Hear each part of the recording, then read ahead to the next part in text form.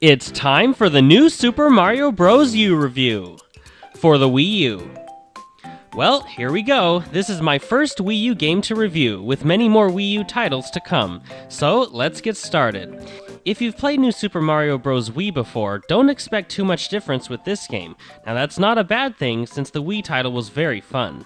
The story is about how, once again, Bowser is trying to kidnap Peach, although this time, instead of actually taking her away, he traps her in her own castle, kicks out Mario and company, and so it's up to you to save her. You'll do this by traveling across different themed parts of the land, each with their own unique obstacles and challenges. In New Super Mario Bros. Wii, up to 4 people could now play in a co-op campaign. This is true with this game, however now up to 5 people can play. 4 people can play one of 4 characters on screen, while the 5th person uses the Wii U gamepad to set boost blocks for the other players via the touchscreen. The boost blocks can come in handy when players need a boost. Okay, like when other players are about to die falling down a gap, or they can use them to reach higher platforms. The thing with the level design for each stage is, the boost blocks are actually never needed to fully complete a level. This is good since sometimes I'll just play single player mode. At first I thought some of the levels would be designed in a way that you needed the boost blocks to complete, but I'm happy that they aren't a necessity. They're just a boost. Each part of the land usually has 2 castles. To reach the castles, you'll have to complete each level for a path to appear. Once you defeat each boss in each castle of the land, a new section of the land will be available to play in. The Mario franchise is known to having unique and special power-ups, and this game brings in 2 new ones to the list. What are they? Why, acorns, of course!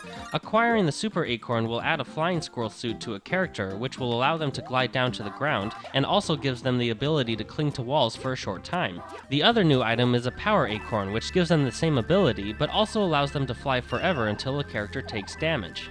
Yoshi is in this game, but also are 3 different baby Yoshis. Each one has a special ability, like the magenta Yoshi can puff up like a balloon and carry a character a limited distance before the air depletes from it.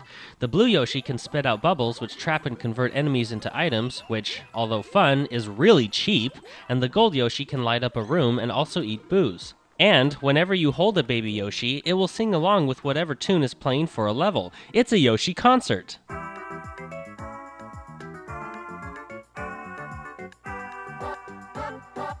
I didn't like how even if a baby Yoshi eats a lot of enemies, they won't grow into adult Yoshis like they did in Super Mario World. I did like, however, that the baby Yoshis will stay with you after you complete a level, something that the green adult Yoshi doesn't do.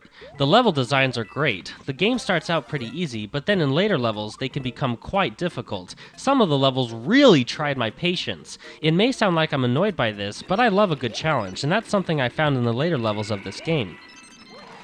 Now, a challenge I found to be extremely annoying and basically unneeded was the fact that, just like in New Super Mario Bros. Wii, playing co-op can become so frustrating. This is due to the fact that players can't move through each other and can cause annoying accidental deaths. This is something I just can't ignore. I think the game would be more fun if players could move through each other, like in the Smash Bros. Games. Now, it's kind of weird, but like the Wii title, playing co-op mode is more fun than single-player mode, but I still prefer to play single-player mode more because those accidental deaths really get on my nerves. The graphics look amazing. Nintendo finally jumps to HD, and this game looks awesome in it. The controls are just like they were in the Wii title, with the exception of the Wii U gamepad, of course. You'll control a character using the Wiimote sideways, with a standard D-pad, a couple of buttons, and the motion sensors. However, if you're playing single-player mode, you can also control a character via the gamepad, which works more like a traditional controller, or actually works like a DS, since you can play the game using the gamepad screen and not the TV screen. Bottom line, the controls are basically flawless with any type of control scheme you use. Something I didn't like was the length of the game. It didn't take me long enough to beat. It's disappointing, but some of the disappointment is made up through the replay value. Collecting every star coin is beneficial to you. The boss battles, for the most part, were too easy. I had to re-challenge a few of them multiple times over, but for most of them, especially the last boss, they were just too easy. There's also 3 different gaming sections that allow you to play as a Mario character or your Mii. The first is called Challenges, where you'll go through a level with a specific goal to complete, which are Time Attack, Coin Collection, 1-Up Rally, Special, and Boost Mode.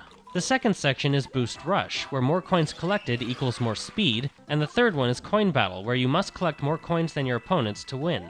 New Super Mario Bros. U is a great game. Beautiful graphics, sharp controls, co-op mode can be fun, a nice learning curve with challenging levels later in the game, a good amount of replayability, and lots of fun extras.